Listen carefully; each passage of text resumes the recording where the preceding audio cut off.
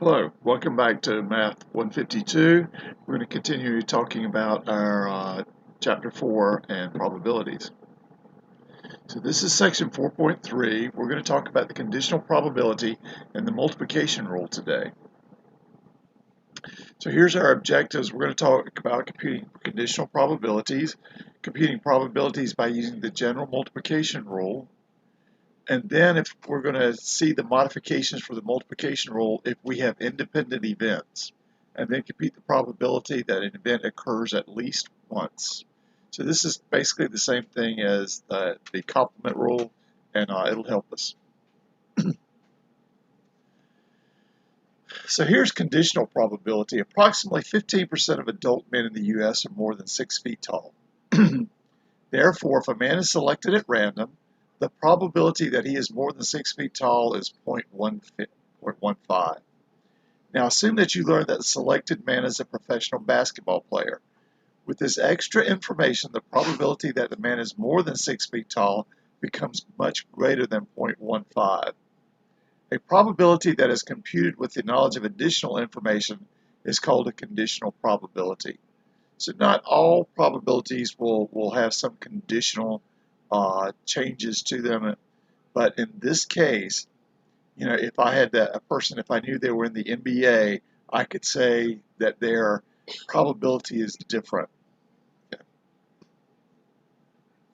The conditional probability of an event being given an event A is denoted by the probability of B. This little slash is read as given that A has occurred. So probability of B/A is the probability that B occurs under the assumption that A occurs or has occurred. So the probability is computed as the probability of A and B divided by the probability of A.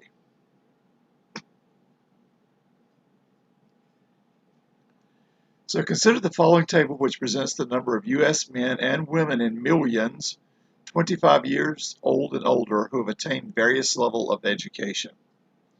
So this is called a contingency table, and it's basically broken down different categories and then different categories along those.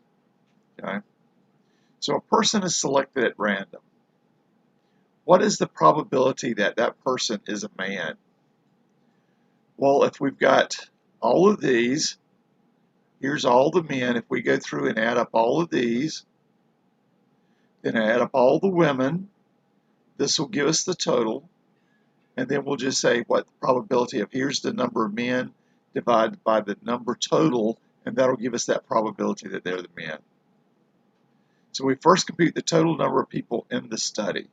So the total number of men, we add up all of this line. These are all the men category. There's 94 million. The total number of women, here's the women line. Here's this category. 13.7, 31.9, 17.5, 9.6, 19.2, and 9.1. That gives us 101 million. So that tells us the total number surveyed, or that has taken part of the survey, is 195 million. And then we just say that 94 divided by the 195 is the probability that there's a man. So here is a random, so we go out and we pick out one of these people in random, and we're saying that the probability that that random person would be a man is 94 million divided by 195 million is 0.4821.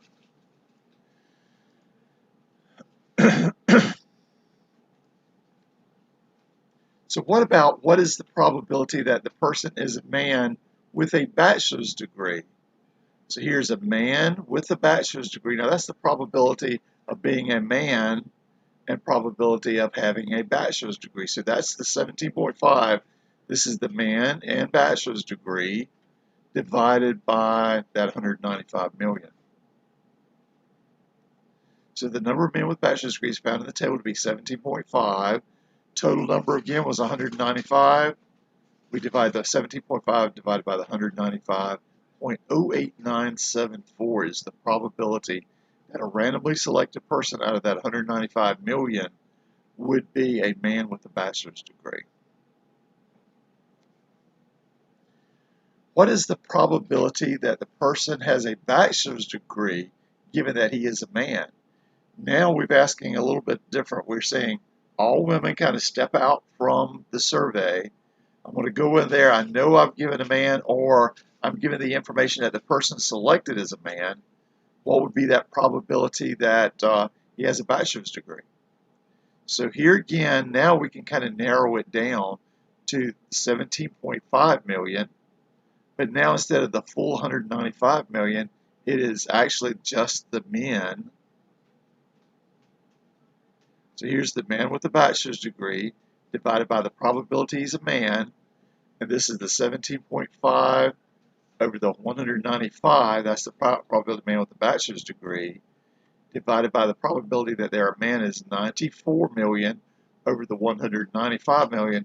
And note with fractions rules, we divide two fractions, we invert the bottom and multiply, so that 195 goes out. We're just left with the 17.5 divided by the 94 million that are men. So this is the same thing if I had just took the 17.5 and divided by the total number of men. It's 0.1862. A bit higher than what it was if it was just in general.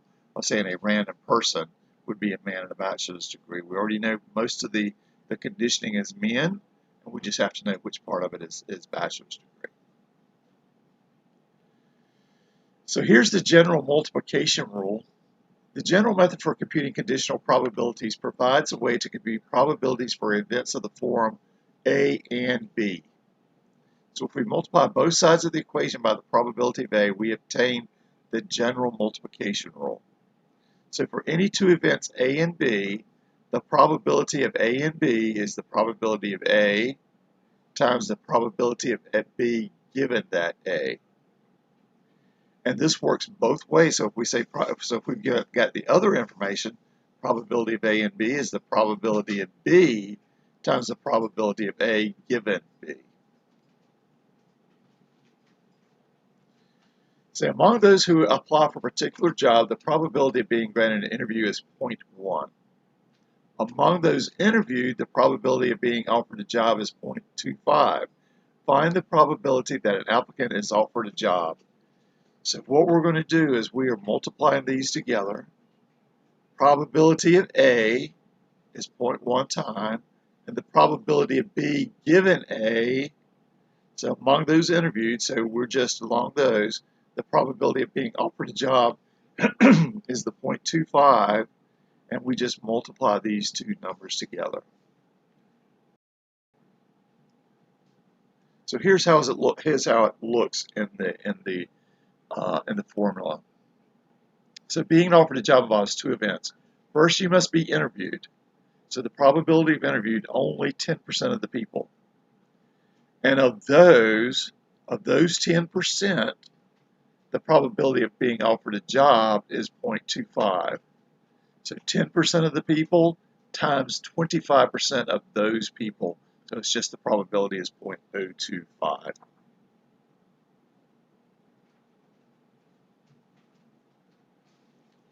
So what about if the two events are independent? So what does independent mean? Okay. Two events are independent if the occurrence of one does not affect the probability that the other event occurs. So if two events are not independent, we say they are dependent. So it would be like saying, okay, so 30% of the people in North Carolina prefer Mountain Dew. If you went over to South Carolina, 50% of the people preferred Mountain Dew. If we averaged them out, it would be like 45%. But if I give you which state they're from, then you could get a better indication, a more accurate indication of the probability. So if it depends on what state you're from, then they're dependent. If they're independent, it didn't care, it wouldn't matter, they're both 45%. Okay. So a college student is chosen at random. The events are being a freshman and being less than 20 years old.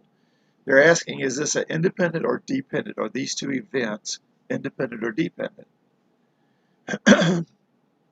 Well, certainly, given either they are freshmen you would know that the probability that they are less than 20, and given that they are less than 20, you would know that they were probably more likely a freshman. So these events are not independent. The student is a freshman. The probability that the student is less than 20 years old is greater than for a student who is not a freshman. What about a college student is chosen at random? The event's born on a Sunday and taking a statistics class. So this really being born on a Sunday should have no effect on taking a statistics class. So given this information, anybody taking a statistics class is equally likely to probably be born on any day of the week, equally likely. So it wouldn't have anything to do in common. So these basically are independent type events. Okay.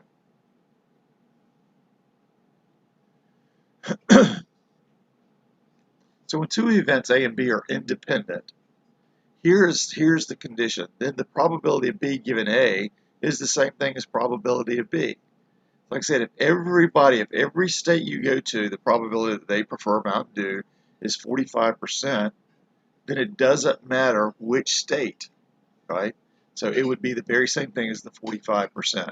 Now, if it differs between the state, then these would not be the same. Oh, it's in North Carolina. That may be 30%. If I go down to South Carolina, that's 50%. So that probability would be different than the overall probability. And this is just saying that. It didn't matter what state we're from. If this condition is true, it wouldn't matter what state. They're all going to be the same probabilities. In that case, we can kind of simplify this rule down. Remember, we had the probability of A and B is equal to the probability of A times the probability of B given A. And if they're independent, then it doesn't matter. This is just the probability of B given A is just the probability of B. And then all we have to do is just multiply those probabilities. So if I roll the dice, I get a heads on the first one. I roll the dice again and get a heads. The probability of getting the heads in the heads are just that 1/6 times 1/6. It's not going to matter. Even though, so the probability that the second one would be a heads is not dependent on whether the first one is a heads or not. According to recent figures from the U.S. Census Bureau, the percentage of people under the age of 18 was 23.5% in New York City, 25.8% in Chicago, and 26% in Los Angeles. If one person is selected from each city, what is the probability that all of them are under 18, and is this an unusual event? So the probability or the percentage, those are basically two different ways of saying the same thing. If this is a percentage, then a randomly selected person would have that probability of being under 18.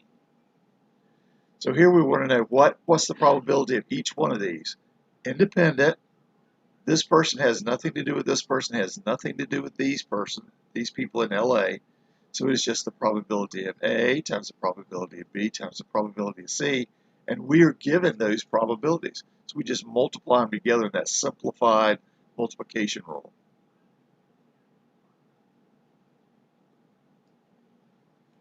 So here's the probability of being New York and Chicago and Los Angeles. So those are less than 18 is what that's saying. Probability of being less than 18 in New York, 0.235. Probability of being less than 18 in Chicago, 0.258.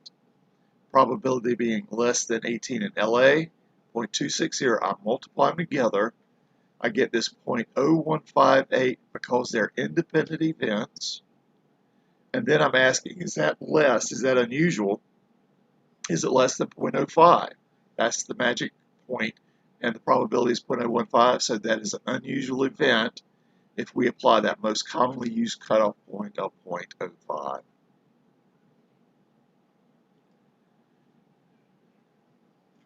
So when we say when we sample two items from a population, we can proceed in either of two ways. We can replace the first item drawn from sampling before sampling the second, and that is known as sampling with replacement. So I sample, I go into a bag, I select something, it's a red marble, And to change that probability, if I took it out, well, I've taken out one red marble, so it changes the whole probabilities. But if I stick it back in, shake it up, then the probabilities are going to be the same. So sampling with replacement, it doesn't affect the outcome of the next experiment. So if I leave it out, then I'm not doing replacement. Sampling without replacement will affect. So they are dependent after that. That second, the second experiment, because I've modified the sample space and everything, they're independent. That the probabilities of the second experiments are going to be different than what the probabilities of the first, even though I may be asking the same event question. When sampling with replacement, each draw is made from the entire population, so the probability of drawing a particular item on the second draw does not depend on the first draw. It's with sampling with replacement. Okay.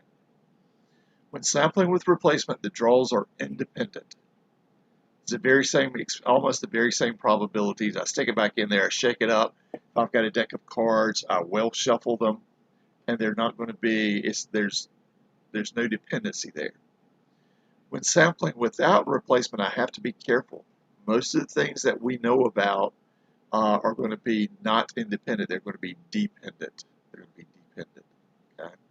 So I've got 10 marbles, 5 red, 5 green. The first one I pull out of red, I want to know what the probability of the next one being red. It's only 4/9. The first one being 5/10. Okay.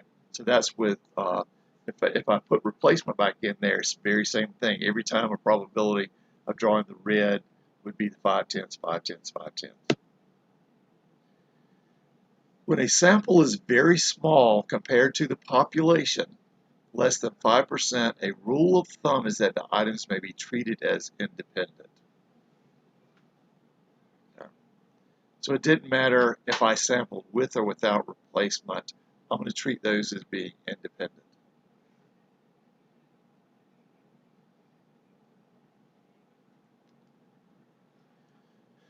Items are inspected for flaws by 3 inspectors. If a flaw was present, each inspector will detect it with probability 0.8. The inspectors work independently. If an item has a flaw, what is the probability that at least one inspector detects it? So if a flaw is present, each inspector will detect it with probability 0.8. Okay? So what is the probability that at least one inspector detects it? So at least one could be 1, 2, 3, 4, 5. 3 inspectors, 1, 2, 3. Okay. So one of those or 2 of those or 3 of them could do at least one, though. 1, 2, or 3, all 3. But none of them is noticed as a complementary. You're either none or not none, which is 1, 2, or 3. So we're going to use that concept of complements to handle this. So here, if an inspector fails to detect the flaw, is the same thing as the complement of at least one. Okay, so what is this? Inspector fails to detect the flaw is equal to 1 minus the inspector detects the flaw. So 80% of the time they detect it, 20% of the time they do not detect it. So here's the complement used once, okay? And then I'm going to say at least one inspector detects the flaw is the very same as at least 1 minus the probability that none detect the flaw. So this is really the complement again in a bigger fashion. So 1 minus the probability that all three fail. All 3 fail is easy. It is just the 0.2 times the 0.2 times the 0.2. Each one fails to do it. So in that case, it is the 1 minus 0.2 cubed. It is 0.992 is the probability that at least one inspector finds it. So here could be 1, 2, or 3. Okay. Let me go back to this one. What about if we were asking that, what's the probability that all 3 detected it? What's the probability that all 3 detected it? And that would be easy as well, because it would be the 0.8 times the 0.8 times the 0.8. Okay. So all fails and all detects are the two easy ones, but we can use other pieces to do the complements. Okay, at least one or not all. Not all would be 1 minus all of them detected. A fair coin is tossed 5 times. What is the probability that it comes up heads at least once? At least once. So at least once would be the 1, 2, 3, 4, 5. And it has, so that is the complement of not ever being heads. Okay. So here's it comes up heads at least once is 1 minus the probability that it does not come up heads at all or comes up tails all the time. And this is just the probability. The first is tails, second, third, fourth, fifth. And here we know those probabilities. In this case, it's the very same thing. 1 minus 0.5 to the fifth is 0.96875, that the probability comes up head at least once. So those are the things from this section. Go back, look at the books, work the problems in the back of the section. We can talk about it more during lab, and I hope you have a good day.